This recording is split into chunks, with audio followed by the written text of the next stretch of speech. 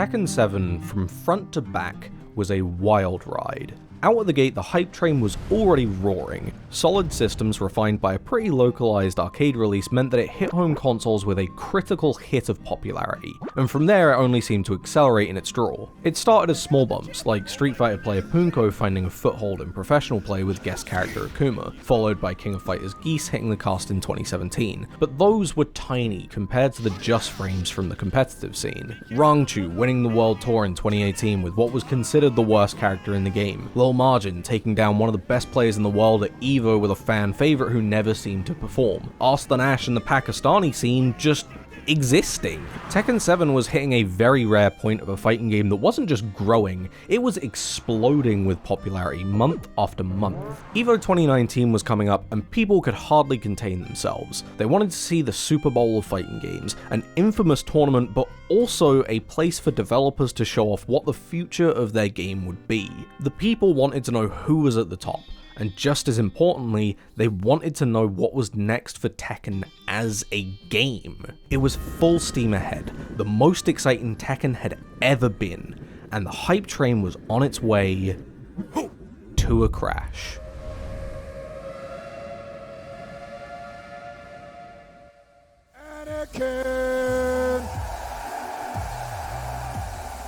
So, EVO 2019 rolls around. People are hyped to see if Arslan Ash, a player who came from a region that many didn't even know was playing Tekken, can repeat his success from EVO Japan earlier that year. This event holds a lot more hype than usual. Although most of the story of the tournament is told prior to the day of finals, many people see it as the collision point for years-long storylines told organically through in-game matches and tournament placements. The top 8 comes and goes, with an incredibly hyped finals between budding legend Arslan Ash and the GOAT of Korean Tekken, Knee. This video isn't going to get into it, but it was an incredibly important turning point for Tekken as a competitive game. Maybe the most important top 8 of all time. A lot of people were watching. But before the stream bids adieu to Tekken and everyone leaves, Harada and Murray, Tekken's very own Hideo Kojima or Sean Murray being both game director and fandom celebrities, made their way to the stage for a special announcement. Season 3. An announcement everyone saw coming. A new competitive tour, new mechanics, and the one that people anticipate the most, new characters. Up until this point, the DLC for Tekken had been a bit odd. People were excited for guest characters like Geese and Noctis, and steadily trickling in returning characters through Season 2 I'm sure kept the horde that is the Tekken fandom at bay for a little while. But each season pass felt like it was missing something. Flashbangs like Negan from The Walking Dead were nice, and they came with their own original kits, but there weren't any new Tekken characters. Season 1 was 2 guest characters, and Season 2 was 5 returning characters and a guest character. The people wanted to see the band play some new songs, but up until this point, it was all the greatest hits and covers. That didn't stop people from being excited when the announcement trailer finally popped to reveal Zafina. That's pretty cool, I guess. Like, I like a good backdash. Hey, has anyone else been getting weird DMs from Dr. Disrespect? Whoa.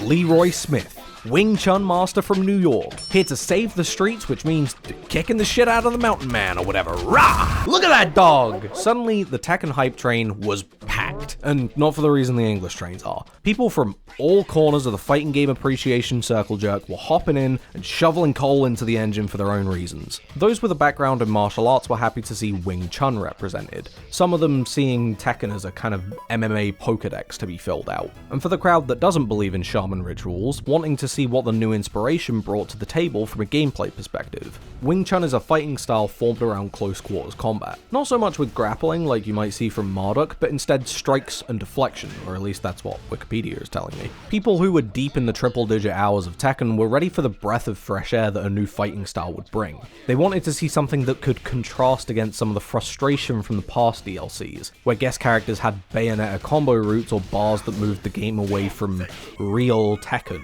Others weren't hyped for such pedantic reasons though. It was nice to get an American that wasn't a lunkhead who hits hard or burger burger burger burger burger. This would also be the first African American representation, something that might not seem like a big deal to some, but a wider representation of characters can make people feel more included, appreciated, and might help make games a more diverse space in the real world. I'm personally very happy with my representation in 8, being, you know, I hate rich people! Not to mention how the character, it just looked sick. An old man that'll kick the shit out of you so effortlessly that he doesn't even need to be cocky. He's just kind of disinterested and trying to walk his dog. From the casual to the competitive scale, there was a lot to love. And boy did people love. Since Leroy got revealed with Zafina and Season 3, the publications that were reporting on a season pass could have led with anything, but it was always Leroy. Because the first trailer didn't give people a huge amount to glean from it, you had the occasional, "that's my new main, die Mishima," but once the second trailer dropped and we had a whole theme song, it became a pandemic. Pro players, content creators, This dude looks badass! Scrimblow Bimblow on Reddit. Everyone was declaring that they were committed to whatever cause Leroy would put in front of them. If you're not playing Tekken, what are you doing? What are you doing? For months, the discussion around Tekken was when's Leroy? So much so that when Zafina got released, it felt like she appeared to no fanfare. Instead, everyone was so lost in the flurry of, is that T-Pain in cosplay? What the fuck's going on? Now, it's natural that some people's excitement was a little bit hyperbolic. Nobody had played the character after all, and more likely this was going to be a fan favorite pocket pick for a while. At the casual level, you just might not like how the character plays. There's plenty of characters that you and I have looked at and gone, that character looks sick, but also I can't stand that motherfucker. At the professional level, you can't really justify throwing away years of experience on a character if you want to play for prize money. And that's not to mention how you couldn't count on the character being tournament viable. They were hype for the specter of what could be. Regardless of quality though, as the hype train crept towards Leroy's release date of December 10th, many were ready to be ride or die Leroy fans.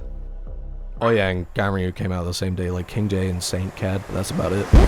He's here, he's on your hard drive, it's time to hop onto Ranked. It's day 1. And while characters like Zafina were few and far between even at release, the excitement surrounding this character had everyone playing him. From expert to emperor, you were stuck in the mirror maze, and the infinite amount of reflected skill levels would leave the character's quality ambiguous for a while. Tekken didn't produce character primers at the time, so everyone was simultaneously attempting to figure out what the character can do.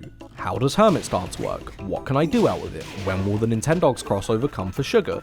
These were all questions with pretty immediate answers, but the trickle down of knowledge through the player base comes slowly. Some players head to training mode and decipher the answers quickly, and whether by accident or on purpose find situations that have them rocket up the ranks. Others, like me, and maybe you, will flail around in Ranked and get stumped by problems that are solved by simply looking at a move list. Whether or not you were stupid by circumstance or just adamantly thick, the natural range and skill level, all attempting to figure out a character at once, left the strength of the character as something that would be decided further down the line, and it seemed like not even Nee was all that concerned at first. If you were to say that the character is broken out of the gate, you'd be laughed out of the discussion pretty quickly. But even with that, the character had some very immediate oddities.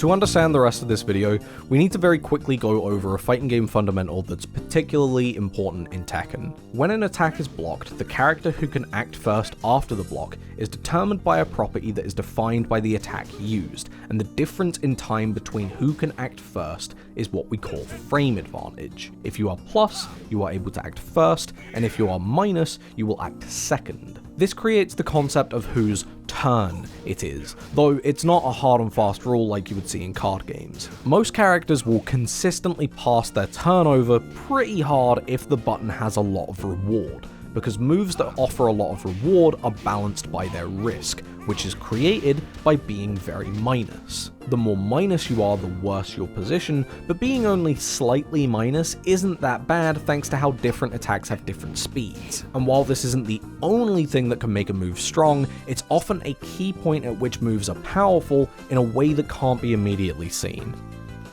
Alright, back to the video. Chain Punch Stealth was a brutal button that couldn't just get you out of a tight spot, it could swing entire games basically by itself. Coming from a light jab, it starts with the fastest universal option in the game and extends into a mid. These two moves don't combo into each other, but it's still a mid-high that's -7 on block, meaning that it never crosses a critical threshold of Tekken where moves that are -10 can be punished. You definitely pass your turnover, but there's a good chance that you have the pleasure of catching someone ducking, and without disastrous frame advantage it's already a gamble worth taking, but the deck is only just getting stacked in Leroy's favour. The mid also has a tendency to track, meaning that it's hard to step out of, and when you do catch someone, it's time to drop some truly absurd damage numbers. If you commit to the rest of the string, you're looking at 39 damage if everything connects, some of the highest damage in the game for a button that's so non-committal. And if you're at the wall, that number escalates in a way that only belongs in Balatro. It's messed up, but I've also downplayed how good it is. These two moves, the jab and the mid, don't naturally combo, but on counter hit, they will. You're going from the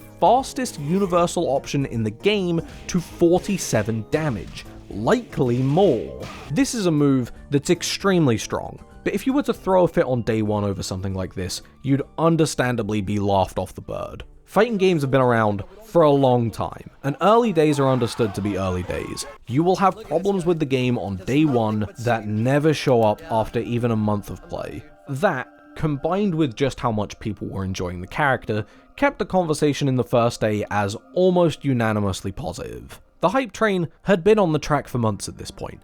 They deserved their honeymoon period. So, the few complaints in the first 24 hours were largely dismissed as petty whining, and most of them were, a period where the valid and the salty are hard to decipher. But unlike most characters where the discussion becomes clear after weeks, months, and very occasionally years, Leroy would become a problem in days. And now, if we want to go high risk with our 50-50, we're gonna mix it. Day one, prominent content creator Scrumpman Swee released a video which he boldly titled "Top Tier, but Not Broken," only to be followed up 3 days later with "Leroy is completely broken." And it wasn't just Sweden's slop producer who was saying it, trough fillers worldwide were taking to the megaphone. Most of it was in a way that was subtle, but not everyone wanted to play the opinion spy and would just outright say it. Reactions ranging from the reserved, very strong, but let's be reasonable, I don't think he's like OP or anything yet, to the dramatic, switch or die. It almost feels like a boss character where he has taken moves from a lot of characters, but he does them better than those characters. It should be said that at first there was some nuance to the situation and room for discussion. People were still happy for the character, but there was a shift in tone as time was revealing just how strong the character was. Some were expecting the character to cap out any day now. The counterplay is coming even if the character was strong. And others were in full panic mode. The one thing people pretty unanimously agreed on though, What the fuck was that? Okay. Leroy was a problem. Joey Fury put it pretty well when he said this. I feel like you have to win in such an honest way against such a dishonest character. It wasn't like a Lab Coat 21 where one or two factors stood out egregiously, or a Shadow Mewtwo that released with literally solved gameplay. It was buttons across the board that had subtle but significant outliers in quality, making for a Where's Waldo of bullshit, and everyone in the frame is Waldo. What didn't help is that the character's defining feature, Hermit Stance, wasn't being played into. In theory, he's supposed to play off of his high-low mix-up off of the stance, playing a rapid back and forth game where a mix-up puts you into a stance, which then leads to typical stance shenanigans, all of which is a hard-to-decipher set of high-risk options, but that aspect of his kit was being overshadowed. He could play like that, but too many good options turned him into a generalist, rarely engaging with his defining feature. That's why a lot of the complaining about this character in retrospect was so non-specific. This character's fucking me off was followed by very little actual character discussion because there was too many areas to dissect at once. But that doesn't mean that we shouldn't pick apart the frog.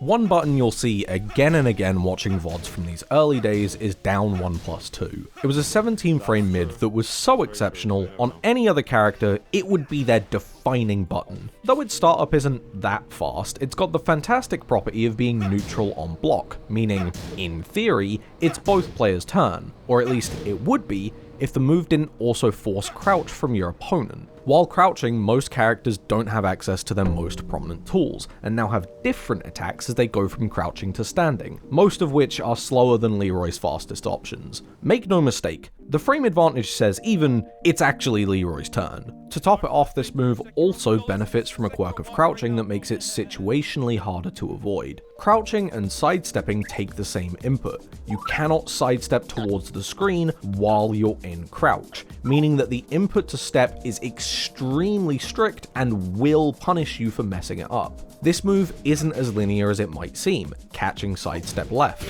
which means that if Leroy is on the right side of the screen and Leroy wants to loop the move over and over, you can hardly even try to avoid it. On anyone else, this would have been a nightmare to build the whole character around, but here it's just another spice in the flavor. But it gets worse. Much worse, actually. Aside from the times it's occasionally plus on block, it's also a counter hit launcher, making the value of pressing from the Leroy's perspective extremely high, and reinforcing the absurd amount of risk that comes with challenging it. On top of that, while it might look small, it's actually as large as the hype building up to this character, a hitbox so inexplicably big that it would make even Marth blush. Heihachi has a move that's quite similar to this. In fact, it's actually got better frame advantage, but its range is small, which means that you have to commit to closing the distance or keeping it reserved for the wall. Here, you might as well press whenever you like. It also hits low to the ground, not hitting grounded, but hitting every attempted get up. It's an everything button, sucker punching almost all of the complexity out of the character, and letting your brain tumble out of the match and into the mix-up of what excuse you'll use when you still somehow lose. It's not that the move is the biggest button you've ever seen, though that's here too. It's that the reward of the attack dwarfs almost all of the risk, and that is a running theme throughout his entire kit. Forward Forward 3 is a full screen knockdown with guaranteed follow-ups that is plus on block and also cannot be stepped. Back 1+2 is an incredibly fast mid at 12 frames that counter hit launches and is very safe. To top it off, it's secretly impossible to whiff punish. The cane can only be used once a game. That sounds reasonable. However, it's a second Rage Drive. Rage Drive is a fucking stupid mechanic that gives you a last-ditch free turn when you're on the brink of death, and Leroy gets two, one of which he can just do whenever. This once a game button also has a benefit that's hard to notice but shouldn't be understated: the damage. Leroy had extraordinarily high damage even if you ignored how that existed within relation to risk. Sometimes, like with Kane and a wall or a floor break, it was enough damage to make a London child think they're reliving the Blitz. But in other situations, it was genuinely hard to quantify the impact of. Down 2, for example, was a great low poke that did 15 damage. However, it's hard to say if that was exceptional. Characters with a generic down back 4 did 7 damage, which, by comparison, is huge. If you wanted to kill someone with just these buttons, you'd have to win twice as many interactions. This, though, isn't an entirely fair comparison. If you were to compare it to other strong low options, like Kuma's down back 2, it'd only be doing 1 more point of damage, and compared to Dragunov's down 2, it's actually doing 2 points less. From there, you might want to conclude that complaints about Leroy's down 2 are unsubstantiated. People complaining about Leroy's low should also take issue with Dragunov's, but there's more factors that make it murky. While Dragunov's down 2 is -13 on block, Leroy's is -12. Seemingly small, but those two create very different punish windows depending on the character. On top of that, Leroy's down 2 has a follow-up that could catch you trying to punish the down 2 by itself, and that follow-up is even safer at -11. Finally, and debatably most importantly, Leroy's down 2-3 is used as a combo ender that gives unscaled damage to anyone on the floor, turning mere 68 damage combos into 77 damage combos. That might not seem like a lot if you're not a Tekken player, but this number, combined with the already high damage on typical pokes, means that he doesn't just have to play less mental Tekken thanks to incredibly low risk reducing the complexity of decision making, he also wins in fewer interactions. He is literally just playing less Tekken. Damage alone simultaneously doesn't paint the full picture, and also becomes a dominating problem with the character. If you were drawn to Dragunov because you wanted a dominant low poke, why wouldn't you just play Leroy? He said, he's on release, he was like, you know what, Leroy is actually such a hard character because he just has so many good buttons, you don't know which one to press. Like, everything, back one plus two, like his lows, he had so much unscaled. You know, the Hermit forward 4 low slump combo into the... Yeah, he had literally everything. This wouldn't be a problem at first. Remember, Leroy was released in December, a period where tournaments are a little bit slow since people are spending more time with their family over the holidays. When the new year popped over and tournament season started to roll around in January though, that's when the character became a bit of a crisis. Leroy is very strong, particularly in how little risk the character has to play into, but he's also just so many characters but better. Most obviously that showed up in his orbital, a defining move of Brian's that adds a unique flavor to the character. Very evasive to lows and just about safe, it's not only a favorite of the people that play him, but also what gives playing against him a part of his distinctive flow. And Leroy does the exact same thing, but it's safer, faster, and just about leads to the same damage. That's not to mention Twin Dragon Acceptance, an extremely fast low mid that knocks down. It's copied its homework from Kazuya's Hell Sweep, but in an effort to not directly plagiarize, managed to get an even better grade since Hell Sweep can be sidestepped to the left and Twin Dragon Acceptance can't be stepped at all. So if you wanted to play Kazuya, or any mix-up focused character, why wouldn't you just play Leroy, who can be Kazuya with lower execution? If you wanted to play a counter-hit heavy frame trap fest, why wouldn't you just play Leroy, who can be Steve, but safer? If you wanted to play a versatile poke game, why wouldn't you just play Leroy, who can be Kazumi, but more rewarding? By January, people went from skeptical about the character's power to outright knowing he was busted, and they started to get eager for a patch. Many were noticing that Leroy's wild ride wasn't all that fun anymore, and people wanted the hype train to desperately stop. It doesn't matter how excited you were for the character, your fave being marked as a pay-to-win character casts ire from the haters and insecurity from evangelists. Korean YouTuber You Lose Again made an excellent and concise video breaking down exactly what was wrong, with the description being email to Harada, email to Murray. You wouldn't have to email them though. Every day from Leroy's release until now, both of them were being bombarded on Twitter with urgent pleas to slow the character down before they drove the whole train off a cliff. On January 6th, Harada, responding to what I'm assuming were some aggressive complaints, mentioned balance changes that were planned for mid to late January. Yippee! Is what people would have been saying if they weren't also preoccupied asking for character buffs. But that timing is rough. Mid to late January could be anywhere from the 14th to like the 28th. Any of these times whatsoever would be a problem considering what was starting on the 24th. Evo Japan. The Super Bowl Fighting Games Nippon edition. And while the Japanese event is a little less watched than Evo Classic, if you're a fighting game player in the region, you basically always go. And if you're a fighting game player outside of the region, you might watch depending on the time zone, but at the very least, you always catch the top 8s. By proxy of drawing in the top talent, it also tends to reflect the state of the game's meta. So if you ever wanted to know if a character was any good, here would be the place to find out. The 14th comes, and no patch. Same with the 15th, and the 16th. A week goes by, and now it's definitely too late to patch. I'm 100% sure 95% all players will play Leroy, include me. People were gearing up for a Leroy fest, but it was much worse than people were ready for. Even though I said we're not going to get a lot of Leroys in this top 8, there is a chance we get a couple. My guess.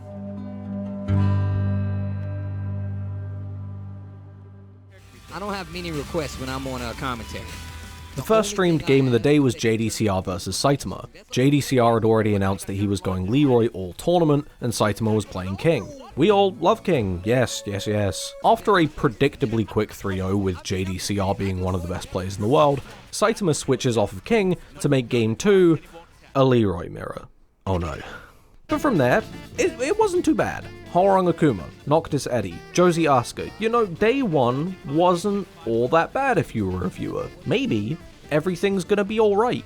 John Deding was even playing Eddie. The hype probably just overblown. Day 2 was a very different story from day 1. If you wanted to watch a character that wasn't Leroy on day 2, you were coin flipping your entertainment, and probably losing. Over half of the matches on day 2 were Leroy, and they were causing huge upsets. Arslan Ash, who won EVO Japan the year before, lost to Naroma. Now, I'm not gonna say anything about his play. I was hardstuck Mighty Ruler my entire Tekken 7 career. I know my place. But Rip will. One of the worst Leroys I've seen here today. That's not even mentioning how Naroma also took out Lee character specialist I'm Your Father, along with Tekken World Tour winner turned fan favorite Ranchu. Players like Mayo Il had to fight against Book's Leroy on the winner's side, only to end up crumbling in the loser's side to Zugal's Leroy. Japanese mainstay Take and Korean consistent top contender Lohai were taken out by Tejan from India and his Leroy, and he himself had his run stopped by Massey, who was also playing Leroy. By the time top 8 was ready to go, 6 out of the 8 were playing Leroy. In retrospect, this number is what people remember about this tournament. An event overrun so thoroughly by a single character, you couldn't escape him. But I think people forget the top 8 by itself. Rumbling throughout the chat during the event was a disdain for the character that was being solidified with every match, to the point where the players, the most important part of a tournament, were largely forgotten about. Every player here, Book, Ulsan, Chikarin, they're all mainstay talents. They deserved to be in a top 8, but there was one player who was a little different from the rest. Mikio was a Julia character specialist and largely unknown outside of Japan. While the entire event was hanging with an air of pessimism, Mikio became a hero that people were latching themselves onto. Someone who could stop a top tier dead in their tracks. At the time, the player people were expecting to fill that role was Ulsan, a more traveled and Korean competitor playing Bob and Kazumi. But as the tournament was going, Mikio was inadvertently dragging the spotlight towards him. He was just playing better, sure, but he was also just fun. He was strong and unpredictable in the game, but charismatic on the camera. The context of the event meant that he would have always had chat on his side, but he turned the room into his fan club. He was turning this event, a top 8 about a crumbling state of the game, into an event about a charismatic underdog, a hometown hero. He even has his own Oishige moment. Like, you just can't not love this dude. Yo! Bow and arrow! All day he stands up. It's 2-1. Does he realize it's not over? No, it's he thinks it's done. It's 1-3 though. It's winner's final. And then he realizes. What are you standing up for? As 6 Leroys turn to 4, which turns to 3, the conversation is starting to morph away from the character. It's still an integral part of the storyline, but it's a story about Mikio. He gets knocked into loser's bracket by Book in winners finals, but in losers finals, he's playing so strong, he forces Naroma off of Leroy. And I can't emphasize this enough, these are the only matches in top 8 which do not feature a Leroy. This guy won over the crowd. He turned an event that was seemingly a throwaway into a nail-biter. When he wins this set, it lets him step up to the only Leroy left, and you can see the chat come alive. People were here to watch Leroy fall, but they wanted to see that with a sense of triumph. Mikio was the character loyalist, the one many saw as the more honorable way of playing Tekken, versus Book, antagonized for wanting to get a paycheck. Do none of you people have jobs? When Grand Finals opens up, Book is looking unstoppable. Game 1 was a blowout. You can see from the chat log that there's plenty of people watching online, but this round left a no energy in the room. Game 2 starts very much the same. Book's getting a ton of mileage off of Chain Punch stealth, and he seems to find openings with ease. It's looking like it's going to be another blowout. But then, Right now. Not at all, but there's beautiful low berry on him. 2 quick ones. Don't forget. Go in. Mikio is turning on. He finds bizarre counter hit openings, and the crowd is coming alive with him. From the bottom, he turns game 2 around, and when Mikio opens game 3, you can hear the momentum building. Yo, Julia! Is Julia gonna win this tournament, Steve? Another game on the board, and everyone wanted this guy to win. Look at this dude. He's the love of the game manifested on stage. How could you root against him? And look, we shouldn't forget that Book played really well. Here people seem to forget that his defense is strong and his reads were on point. But it was impossible to not want the hometown hero to win. Game 4 though was rough. It went quick for Book, but you can still hear hope from the crowd, and the smile was still on Mikio's face going into Game 5 to set up for the Grand Finals reset, which is why it stings so much that the story ends here. Oh my.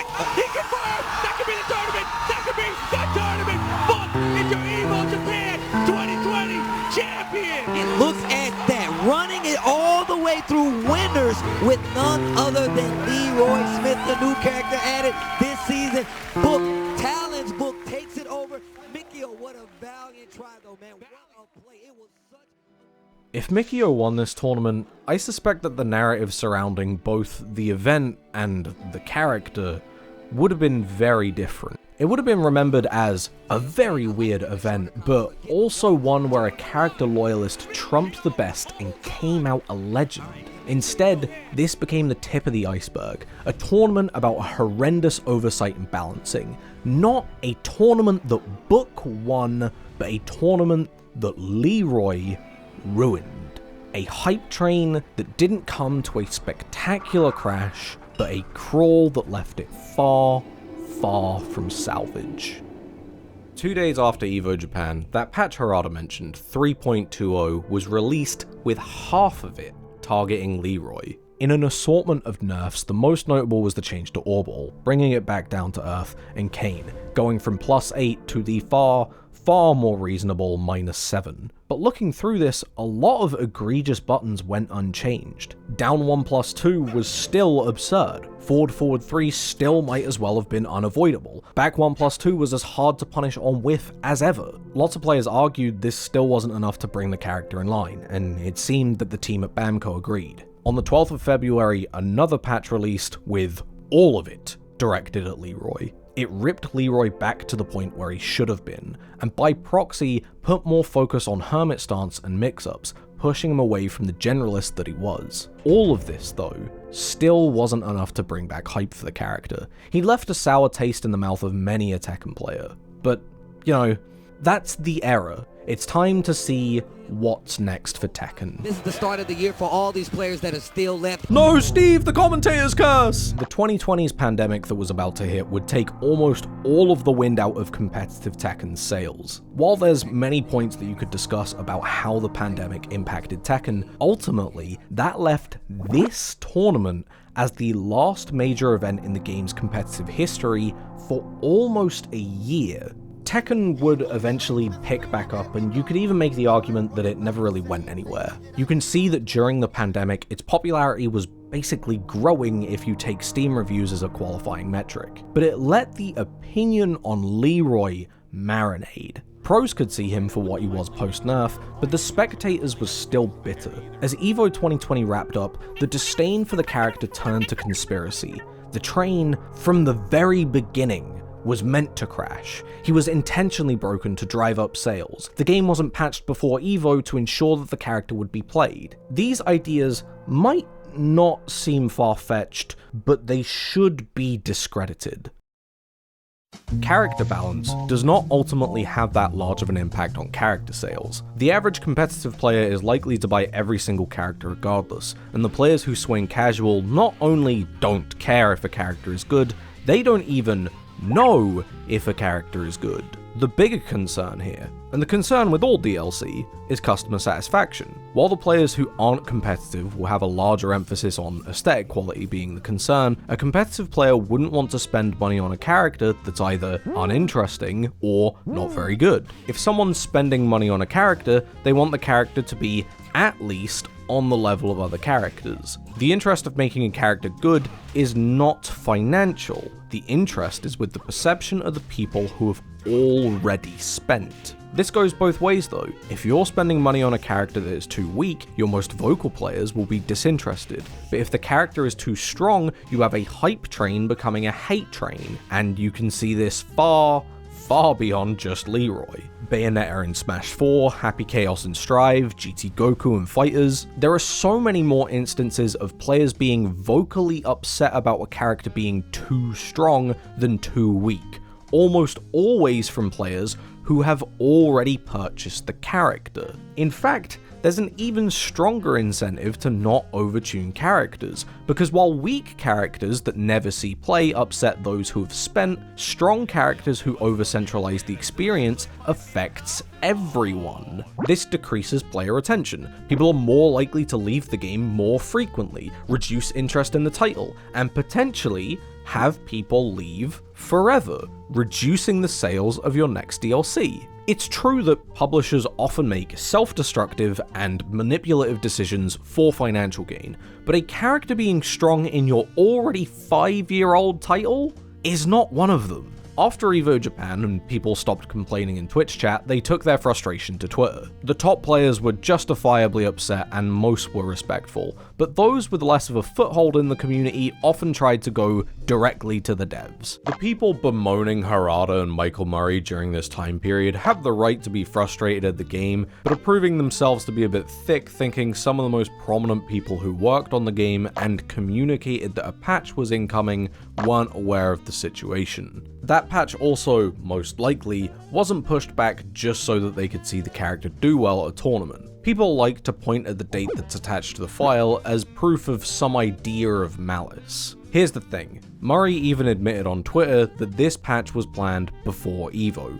If it was malice, I don't think he'd be so willing to admit the patch should have come sooner. Even in a hypothetical world, the least caring dev doesn't want to see their hard work seen as a letdown, so instead I think it's more a product of unfortunate timing. Christmas Day of 2019 is when the file seems to have been created, but that date should be the confusion before anything else. First of all, if this was the expected release date, it would be the fastest a patch had ever come out before another patch, with the exception of 2.1 and 2.11. That patch contained one nerf and one bug fix. Secondly, who releases a patch on Christmas Day? It's not inconceivable, but it is weird. It would make more sense to wait until the new year to release it, but if you wait a couple days into the new year, you're now giving players, and tournament organizers, a couple of days to make sure they're familiar with a new patch before the first major of the year. Third, if you were to make changes for Leroy 15 days after the character came out, you might not be giving the player base enough time to develop counter strategy. These nerfs, in a speculative environment where your character had just come out at a period where people weren't as likely to have time with the game, might be overtuned, especially given the quantity of changes to Leroy specifically. And fourth and finally, these nerfs weren't enough to bring the character down to reality in the first place. Remember, it's the second patch that finally put Leroy in the right spot. I suspect it's more likely that these nerfs were roughly drafted after the initial reception, left alone until the new year, and then pushed into an already in development patch hastily. Murray's tweet even implies that this was the case. The timing of the patch soon after EVO was a clear sign that they knew they wanted to get the patch out sooner rather than later, but the incomplete nature of the nerfs shows both some restraint to make sure that they didn't gut the character, on top of a lack of tournament data to show where the problems were. The character was already in a position where people were growing tired of him. I don't think they would leave the patch just long enough to create a tournament to validate that frustration. Typically, when a character drops with this massive of an impact on the game, these aren't the excuses that people are drawn to. Incompetence is often cited. Whether or not it be warranted, I'm not here to speculate on, but these excuses come from the context that Leroy existed in. The excitement was so high and so contagious that for it to go wrong must have been a part of a grander plot, when in reality, it was just a product of unfortunate circumstance. Remember that Tekken has always been a game that has its new elements almost always have their first draft in unusual states. Tekken 7's arcade release went under a lot of scrutiny before it hit consoles. Tekken 8 had a beta and alpha phase that many also considered, with bewildering choices included. Leroy being the first new character since the game's release meant that he could have ended up anywhere, from fantastic to forgettable without public testing. It's just unfortunate that he was apocalyptic. Leroy would exist throughout the entirety of Tekken 7's Wild Ride. However, he'd never see the heights from his release. Perhaps he wasn't viable after the nerfs, or maybe it was the stigma that held people back from playing him. But for these months, when he was expected to be a part of the game at its best, he became a symbol of when it was at its worst.